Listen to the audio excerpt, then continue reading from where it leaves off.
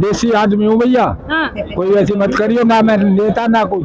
हाँ एक आदमी है फौजी यहाँ देखिए। हमारे पड़ोस का, हाँ लिख लो, फौजी है फौजी। फौजी के 11 तो लौंडे, दोनों अब भी है, फौजी और वो भी। दिखा दो हमें, सुन लो 1 मिनट, 1 मिनट दो मुझे।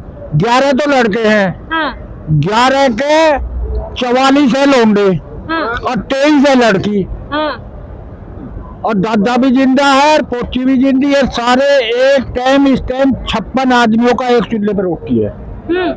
हमें भी राम राम करनी पड़े। उसके 2-3 1 मिनट 2-3 तो जेल में, सारे के किसियों को चूरा देते हैं। हाँ उसमें तो फर्क ना पड़ रहा है। मेरे 10 लोंडे हो, 2-4 मर जाओ तो सुधरे मर जाओ, उसमें क्या फर्क पड़ रहा है? उसके बिजनेस पे फर्क पड़ रहा। और खेती करे ना, 10 बीघे जमीन है। अरे उनके भी बच्चों ने तो कष्ट होगा ही दादा, किनके ने? उन्हीं लोगों की। उन्होंने कुछ भी ना करा, लूट माल के भैंस खोल ली और क्या कहता है घर फोड़े। हाँ और क्या करेंगे ये? ना मरने का गम, चाहे 2 मर जाओ या 10 मर जाओ। हमें तो जो एक बालक है हमारा रू मर गया तो हमें तो रोटी बिना खाई जा, हमसे रोटी नहीं खाई जा बना रहे। जब आपको लग रहा कहीं ना कहीं उनको सीट का डर है अपने, उनको ये हो सकता है उन्हें ये डर हो, लेकिन अगर उन्होंने जनसंख्या नियंत्रण कानून बनाया तो ये निश्चित है कि 19 से भी ज्यादा वोटों से जीते हैं।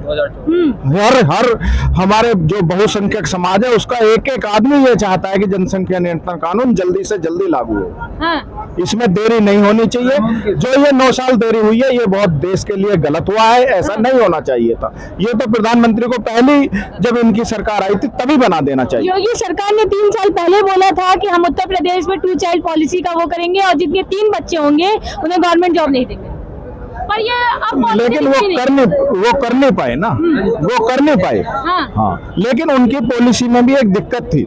उन्होंने कहा कि जिसका एक होगा हम उसको बढ़ावा देंगे। लेकिन एक वो नहीं करेंगे जो अल्पसंख्यक समुदाय। हमारा समुदाय तो एक कर सकता है लालच में, लेकिन वो कभी एक नहीं करेंगे। अगर ऐसी पॉलिसी आई तो हम और कम हो जाएंगे।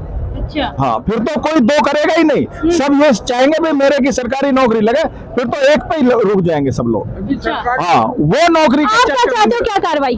हम ये चाहते हैं कि हम देश में 2 बच्चों से ज्यादा बच्चे नहीं होने चाहिए। देश के संसाधन भी बचे रहेंगे, हमें रोजगार भी मिलेगा और हमें जो अल्पसंख्यकों से डर है कि हमारे बच्चों का जो भविष्य खत्म हो जाएगा उससे हम बच जाएंगे। इसलिए प्रधानमंत्री जी ये कानून बनाए कि सभी के 2 बच्चे से ज्यादा ना हो। अच्छा, ताऊ जी आप क्या कहते हैं? ये कानून ही चाह रहे हैं हम आज की तरह बच्चे थोड़ा पैदा कर रहे हैं। सरकार, केंद्र सरकार नहीं सुनती तो क्या करोगे आप लोग अभी? ये धरना प्रदर्शन भी करेंगे, धरने बैठेंगे। अब ये बच्चे थोड़ा पैदा कर रहे हैं तो हमारे में जैसा आतंकवादी पैदा कर रहे हैं तो हाँ उन्हें जैसा उसमें इजराइल में हो रहा है ऐसे ही भारत में करेंगे। ये जब इनके 10-15 बच्चे होंगे तो इनसे बचना तो है ही, हमें कुछ ना कुछ तो करेंगे। तो यही है, हम तो मोदी सरकार से भी। मैं एक मिसाल छोटी थी। बोलिए ताऊ जी, अच्छा समझा रहे हैं। हाँ, मैं तो देसी आदमी हूँ भैया। कोई ऐसी मत करियो, ना मैं लेता ना कुछ। एक आदमी है फौजी यहाँ देखिए। हमारे पड़ोस का, लिख लो, फौजी है फौजी। फौजी के 11 तो लौंडे,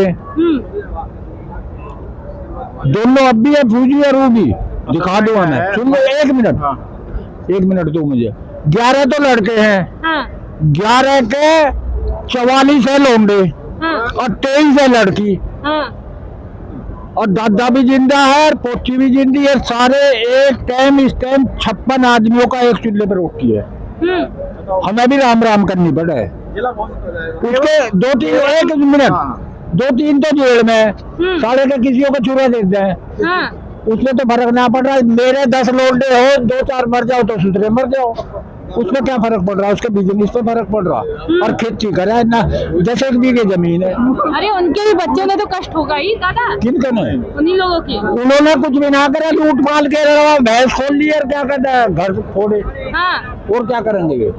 ना मरने का गम, चाहे 2 मर जाओ या 10 मर जाओ। हमें तो जो एक बालक है हमारा रू मर गया तो हमें तो रोटी बिना खाई जा, हमसे रोटी नहीं खाई जा और घर की तो खाट में पड़ जाए। ऐसा है ताऊ जी, केवल यही नहीं है कि हम 1.5 पैदा कर रहे हैं और वो 6 पैदा कर रहे हैं। एक और बड़ी समस्या, हम लोग जो है अपने बच्चों को पढ़ा लिखा के नौकरी जब वे करने लगते हैं, रोजगार उन्हें मिल जाता, तब उनकी शादी करते हैं। हाँ। तो हम लोगों का जब भी बहुसंख्यक समाज का जो एवरेज है शादी का, हाँ। वो 25 से 30 है।